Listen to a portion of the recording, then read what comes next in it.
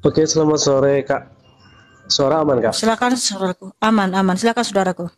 Oke, mau tanya yang di kitab Kejadian ya, mengenai Mm-mm, buah yang dimakan oleh Adam itu ya.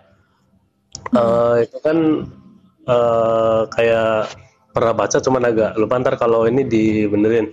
Pokoknya intinya itu Tuhan Allah memberikan peringatan kepada Adam untuk tidak memakan buah yang ada di pohon gitu kan ya. Itu kalau dimakan kata Allah eh, pada saat dia makan akan mati gitu. Hari pada saat dia makan dia akan mati gitu kan. Nah setelah itu eh, iblis menggoda dan menyuruh Hawa untuk makan dengan mengatakan kalau makan buah ini bakalan seperti Allah, tahu mana yang baik, mana yang benar gitu kan. Nah, yang saya tanyakan, kenapa di sini terkesan bahwa justru malahan Tuhan yang bohong dan iblisnya yang jujur gitu, karena pada saat itu dia makan, mereka tidak mati pada saat hari itu gitu kan, karena di situ tulisannya pada hari dia memakan saat itu mati, dan kata iblis malahan benar dia bisa tahu iblis kalau pada saat makan orang itu tahu mana yang baik mana yang benar gitu kan, dan itu mm-mm, terbukti gitu. Itu gimana Kak, maaf ya tanya itu ya. mm-mm. Berarti kamu mendukung iblis lah ya. Pendukung iblis berarti ya. Karena kamu mengatakan Enggak, iblis lebih justru jujur ya. enggak. Oh, pendukung iblis. Oke. Karena itu di situ kan, di situ saya seperti itu gitu kan, makanya saya tanyakan gitu kan, kenapa di Alkitab Oke. itu diriwayatkan terkesan seperti itu gitu kan, mungkin kan ada penjelasannya. Kenapa di situ Oke. terlihat bahwa kok malah Tuhannya yang bohong, tapi malah iblis yang benar gitu kan? Nah, makanya Itu jangan gimana disimpulkan. penjelasannya? Tolong. Mohon maaf saudaraku kalau saya katakan kamu pendukung iblis karena di sini kamu sudah menyimpulkan iblis yang jujur, Tuhan yang pembohong. Ya, oke, selamatlah pendukung iblis. Tapi gini saudaraku, saya jangan jawab ya. Makanya ditanyakan Ah, karena kurang paham kan? Iblis itu adalah bapa segala pendusta, ya. Tuhan Yesus berfirman, iblis adalah bapa segala pendusta, ya. Entah ada ayatnya ya. Bapa segala dusta, ya. Karena apa? Kita akan kaji Yohanes 8 ayat 44, Tuhan Yesus mengatakan seperti ini ya. Iblislah yang menjadi bapamu dan kamu ingin melakukan keinginan-keinginan bapamu. Ia adalah pembunuh manusia sejak semula dan tidak hidup dalam kebenaran. Sebab di dalam dia tidak ada kebenaran. Apabila ia berkata dusta, ia berkata atas kehendaknya sendiri sebab ia adalah pendusta dan bapa segala dusta. Karena apa? Lihat di sini iblis ya. Iblis itu adalah penyesat, mempelintir firman Tuhan, ya suka comot-comot firman Tuhan tapi dipelintir sama dia ya, itulah iblis. Karena apa? Keinginan iblis adalah kematianmu, ya, kebinasaanmu. Iblis tidak senang melihat manusia hidup di Taman Eden bahagia bersama dengan Tuhan Yesus. Makanya dia datang menggoda Hawa ya. Kita lihat di ayat pertama ya. Adapun ular itu ialah yang paling cerdik dari segala binatang di darat yang dijadikan oleh Tuhan Allah. Ular itu berkata kepada perempuan itu, tentulah Allah berfirman, semua pohon dalam taman ini jangan kamu makan buahnya, bukan? Ini satu saja saudaraku, dia sudah pelintir firman Tuhan loh. Hanya satu kata. Iblis bilang, semua pohon dalam taman ini jangan kamu makan buahnya. Padahal Tuhan Yesus nggak berfirman seperti ini. Seperti itu. Tuhan Yesus mengatakan seperti ini. Kejadian 2 ayat 16 ya. Ya. Lalu Tuhan Allah memberi perintah ini kepada manusia. Semua pohon dalam taman ini boleh kamu makan buahnya dengan bebas. Berbeda nggak sama yang dikatakan iblis? Ya. Iblis mengatakan jangan kamu makan ya pohon dalam taman ini ya. Tapi Tuhan Yesus menyatakan semua pohon dalam taman ini boleh kamu makan buahnya dengan bebas. Tapi apa kata iblis? Semua pohon dalam taman ini jangan kamu makan buahnya, bukan? Nah, itu dia suka mempelintir ayat firman Tuhan dalam bentuk pertanyaan, tapi dia mau mempelintir firman Tuhan Yesus Kristus. Nah, sayangnya Hawa meladeni ya godaan dari iblis. Makanya dibilang Hawa, buah pohon-pohon dan taman ini boleh kok kami makan. Tetapi tentang buah pohon yang di tengah-tengah Allah ini, jangan kamu makan ataupun raba buah itu, nanti kamu mati. Nah, datang lagi Hawa nambah-nambahkan ayat firman Tuhan. Nggak ada dikatakan Tuhan Yesus itu jangan raba, tapi jangan makan. Ya. Nah, apa kata Tuhan? Kalau di Kejadian 2 ayat 17, pada hari engkau memakannya, pastilah engkau mati. Arlil, kamu dengar nggak saya ngomong? Kamu jangan live-nya dijeda. Arlil, halo? Ada, ya dengar Kak. Tadi ya. Kepencet ya. Ya, dengar baik-baik ya. Nah, di sini iblis berhasil menyesatkan Hawa dan Adam sehingga mereka melanggar Kejadian 2 ayat 17. Di situ Tuhan berfirman, pada hari engkau memakannya pastilah engkau mati. Nah, kan kamu bilang tadi Adam dan Hawa nggak mati. Loh, siapa bilang Adam dan Hawa nggak mati? Oke, begini. Yang saya tanyakan itu di situ kan tertulisnya pada saat hari dia memakannya dia akan mati. Iya. Tapi ternyata dia matinya tuh lama setelah itu gitu kan. Iya. Berarti kan umur Adam 930 tahun ya. Begini. Di hadapan Tuhan 1 hari sama dengan 1000 hari ya. 2 Petrus 3:8. Akan tetapi saudara-saudaraku yang kekasih, yang satu ini tidak boleh kamu lupakan, yaitu bahwa di hadapan Tuhan 1 hari sama seperti 1000 tahun dan 1000 tahun sama seperti 1 hari. Nah, 1 hari di hadapan Tuhan itu 1000 tahun. Ya, istilahnya 1 second detik lah kita bilang. Nah, Adam itu umurnya 930 tahun. Nah, Tuhan menyatakan pada hari itu kamu mati. Jadi di hadapan Tuhan Yesus, umur 1000 tahun itu 1 hari. Sementara Adam dan Hawa itu umurnya berapa? 930. Jadi mati dong ya. Jadi Tuhan Yesus benar ya. Nah, makanya kenapa manusia itu manusia yang mati? Ya oke lah, kalau kamu pendukung iblis silakan, itu urusanmu ya, karena iblis adalah apa segala dusta, kamu enggak, tapi, boleh nambahin tapi gitu kan. Gini Bang Arlil. Aku tambahin ya Kak Mika ya. Ya silakan Kak. Jadi gini, Adam dan Hawa itu mengalami kematiannya itu 2 kematian. Ya, dalam Judaism itu ada 2 kematian. Orang yang melakukan dosa atau orang yang menjauhi diri atau jauh dari Elohim itu dikatakan mati, sekalipun dia bukan mati fisik. Sudah, orang yang tidak taat itu dalam Judaism itu mati, dikatakan mati. Yang kedua, orang yang mati fisik juga dikatakan mati. Jadi mati itu ada 2. Dan Adam, Hawa di sini mengalami keduanya. Pertama dia mati rohani, dan kedua dia mati fisik. Nah, waktu dia makan buah itu, ya, di sini adalah kematian rohaninya, ya, ketidaktaatan. Nah, mati fisik seperti yang tadi Kak Mika bacakan ayatnya, 1 hari di hadapan Elohim itu 1000 tahun manusia. Nah, jadi tidak ada kebohongan di dalam pernyataan Elohim, tidak ada kebohongan dalam pernyataan Tuhan. Dia mati pada hari itu juga. Betul, dia mati pada hari itu juga. Karena apa? Kematiannya 1 kematian rohani dan 2 adalah kematian fisik. Yang mana 1 hari di hadapan Elohim. Makanya waktu Adam dan Hawa jatuh ke dalam dosa, dia kan langsung diasingkan sama Elohim. Dia keluar dari Taman Eden. Karena apa?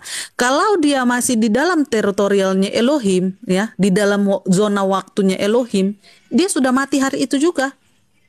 Tapi Tuhan mengasihinya, maka Tuhan keluarkan dia dari Taman Eden.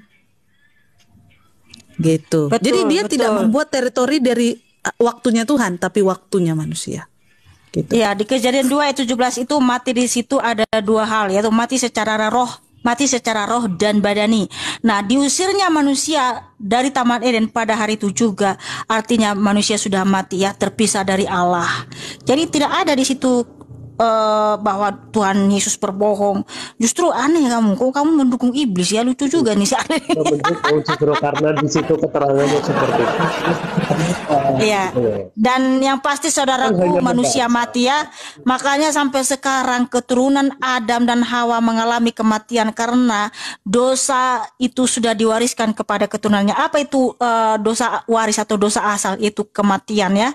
Nah, bayi juga mati itu karena dia terkena dosa waris dari Adam dan Hawa gitu loh ya. Semua yang mati itu karena terkena dosa waris dari Hawa dan Adam gitu ya. Tetapi Tuhan Yesus pernah mengalami kematian bukan karena kena dosa waris, tetapi dia mati bukan karena dosa, tetapi karena dosa kita, sehingga oleh darahnya yang kuduslah bisa menyelamatkan kita. Harus darah yang suci, darah yang kudus bisa menebus manusia berdosa atau manusia yang mati. Ya, jadi seperti saudaraku, tidak ada di situ Tuhan Yesus berbohong, justru kamu yang mendukung iblis saudaraku ya. Bertobatlah mendukung iblis saudaraku ya, karena kerajaan surga sudah dekat. Ya, seperti itu saudaraku Arlil ya. Kiranya saudara bertobat, jangan dukung iblis saudaraku, jangan dukung iblis. Aduh, kamu ini gimana sih, masa kamu bilang iblis itu benar ya? Nah, Tuhan Yesus mengasihimu saudaraku, bertobat saudaraku. Bagi orang yang Iya, ini kita sudah jelaskan kan? Nah, sudah kita jelaskan, makanya bertobat mulai hari ini. Jangan lagi kau dukung iblis. Iblis pula kau sanjung-sanjung. Gimana saudara kita ini? Lucu kali kayak gini. Oke lah saudaraku Arlil. Tuhan Yesus mengasihi saudaraku. Tepuk tangan buat Arlil yang cakap dan manis.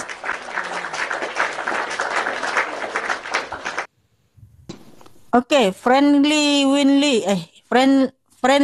Wendy, silakan saudaraku. Ya, bertahan busung tweet. Oke, halo Kak, semoga semua selalu diberkati ya. Amin. Oke, jadi gini Kak, saya mau memberikan pertanyaan yang jawabannya saya ingin melihat dari perspektif kakaknya dalam agama Kristen.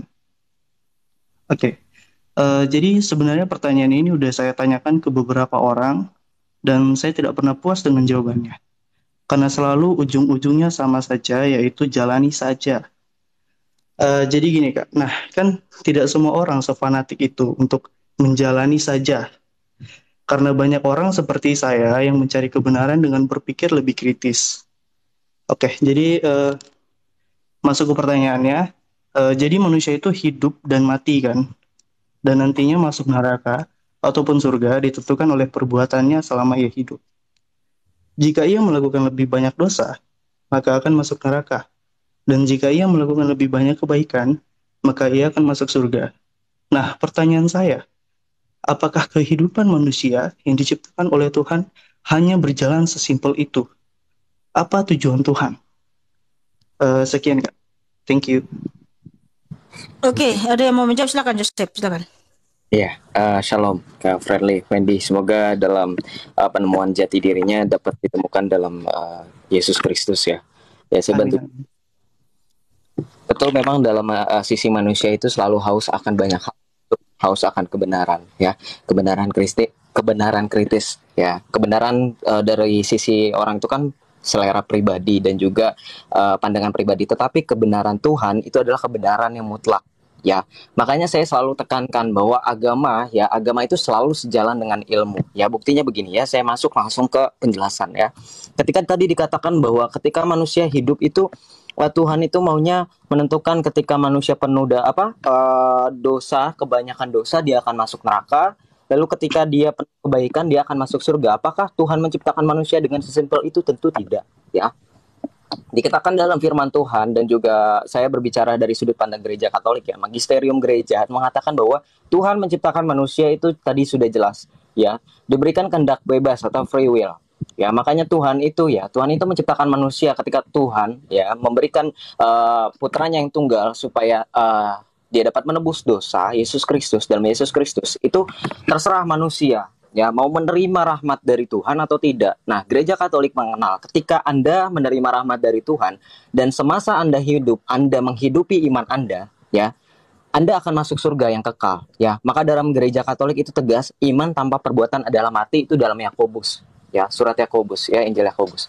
Nah, lalu ketika Anda ya dalam hidup di dunia ini hanya percaya saja, tetapi perbuatan Anda tidak diimani, tidak dijalankan, iman Anda tidak dihidupi dengan perbuatan, maka Anda akan masuk kepada api penyucian, di mana Anda ya akan dibersihkan dulu dosanya, ya, lalu kemudian bisa masuk ke dalam surga. Nah, ketika manusia jatuh ke dalam neraka, itu adalah manusia yang menolak atau tidak mengakui adanya rahmat dari Tuhan melalui Yesus Kristus. Nah, apakah kemudian dikatakan Tuhan menciptakan manusia dengan sesimpel itu? Itu tidak. Ya, tadi saya katakan, ya, itulah jalan akhir manusia itu akan terbagi menjadi 3 bagian dalam gereja Katolik. Ya, maka dalam gereja Katolik kami tidak pernah memaksakan orang harus seperti apa, orang harus seperti apa. Tuhan ini memberikan kita kehendak bebas, kebenaran kritis. Ya, teruslah mencari kebenaran, ya, karena banyak sekali orang-orang di dalam kekristenan, yaitu tetap sejalan dengan ilmu pengetahuan. Contohnya siapa? Contohnya Santo Lukas, ya. Rasul Lukas itu, ya, Santo Lukas Penginjil itu salah satu santo yang salah satu murid Yesus yang juga dia itu mengedepankan ilmu pengetahuan, ya. Dan juga para ilmuwan Kristen lainnya itu banyak, ya. Jadi kalau misalkan dikatakan kebenaran yang hakiki itu menurut manusia itu akan berbeda, tetapi kebenaran, ya, yang datangnya dari Tuhan itu adalah sesuatu yang mutlak. Ya, maka dalam kekristenan juga, ya, kalau dikatakan simpel, ya, Tuhan menciptakan manusia begitu saja. Nah, kalau dilihat dari simpelnya Tuhan itu, misalkan Tuhan menciptakan kita itu udah ada nasibnya. Contoh, ya, Tuhan sudah mengatur nasib Joseph. Joseph akan jadi pemimpin perusahaan ini. Lalu Joseph setelah hidup dia mati ke dalam surga. Itu ada konsep agama yang seperti itu. Tetapi dalam kekristenan, Allah dengan jelas dari awal penciptaan Adam dan Hawa, ya, manusia diberikan kehendak bebas. Makanya tadi ketika bertanya apakah Tuhan kemudian bohong kepada Adam dan Hawa, itu tidak. Tuhan itu baik loh, memberikan kehendak bebas kepada kita, free will, ya. Maka tidak ada paksaan bagi kita untuk menerima Tuhan, tetapi Tuhan sudah menyediakan tempat bagi siapa saja yang percaya dalam nama Tuhan Yesus Kristus, ya, dalam ketuhanannya, dalam kebenaran, dalam kekristenan, ya, dia akan masuk surga. Seperti itu. Jadi di kami itu, kalau misalkan saya, ya, dari sudut pandang saya pribadi, Tuhan itu hidup itu akan secara dikatakan simpel itu ketika Tuhan udah mengatur kita. Nah, makanya dari itu kekristenan tidak mengenal adanya nasib atau ketetapan atau takdir. Ya, seperti itu. Oke. Begitu ya, Friendly, ya. Friendly. Iya, Kak. Mohon maaf, agamamu apa? Buddha, Kak. Oke, makasih kalau gitu. Saya kira itu saja dulu ya, karena gini, ya. Saya luruskan dulu bahwa manusia melakukan kebaikan dia masuk surga. Begini, manusia melakukan sebaik apapun itu tidak akan bisa membuat dia ke surga, ya, karena Tuhan itu nggak bisa disogok dengan amal-amal kebaikan, ya. Surga itu bukan untuk masuk surga itu bukan harus disuap lah, disogok itu, ya, harus melakukan kebaikan, ya. Jadi kalau nggak ada surga berarti kamu nggak melakukan kebaikan, kan begitu. Nah, begini saudaraku, ya, manusia masuk surga bukan karena kekuatan kita sendiri, tetapi oleh kasih karunia yang diberikan Tuhan Yesus di atas kayu salib, ya. Karena begitu besar kasihnya buat kita, dia rela memberikan nyawanya di atas kayu salib supaya kita hidup. Karena manusia yang mati itu memerlukan nyawa yang kudus, nyawa yang mulia supaya kita hidup. Jadi kita bisa masuk surga karena kasih karunia keselamatan yang diberikan Tuhan Yesus Kristus. Nah, kenapa orang Kristen melakukan kebaikan? Supaya membuktikan bahwa kita betul-betul percaya kepada Tuhan Yesus, dan juga untuk meresponi kasih karunia keselamatan yang diberikan Tuhan Yesus. Nah, kalau kamu percaya kepada Tuhan Yesus, maka buktikan buah dari imanmu itu, yaitu kasih, sukacita, damai, ya, penguasaan diri dan lain sebagainya. Jangan lagi melakukan dosa. Nah, kalau orang Kristen melakukan kebaikan bukan supaya masuk surga, tetapi karena memang surga adalah karena memang kita adalah anak-anak kerajaan surga, ya. Anak-anak kerajaan surga itu pasti melakukan kebaikan, pasti berkualitas. Nah, seperti saudaraku Friendly, ya. Tuhan Yesus mengasihimu. Kita ganti dulu sama yang lain. Tepuk tangan buat Friendly yang cakap dan manis. Oke, Friendly? Semoga semua makhluk. Boleh ngomong terakhir nggak? Apa itu? Silakan. Mungkin cuman kasih saran buat kakaknya aja. Sorry. Kalau boleh, mungkin jika ada beberapa teman yang ingin bertanya, kan mereka bertanya karena ketidaktahuan, ya, mencari kebenaran. Dan mungkin agak lebih berkesan seakan-akan membela yang jahat seperti iblis gitu. eh, mungkin tolong agar nggak dibilang sebagai pengikut iblis atau apa. Soalnya kan kita sama-sama mencari kebenaran. Mungkin abangnya nggak tahu mau nanya seperti apa dan mungkin tidak Mm-mm. menemukan bahasa yang lebih bagus. Soalnya Iya, agak karena kesian lihat abang yang tadi. bukan kasihan. Lah kita kan sudah tahu iblis itu siapa, masa kita dukung iblis kan? Tapi nggak apa-apa. Ya, makasih saudaraku sarannya ya. Tuhan Yesus mengasihimu. Ya, terima kasih, Ya, Kak. ya, tepuk tangan buat Friendly.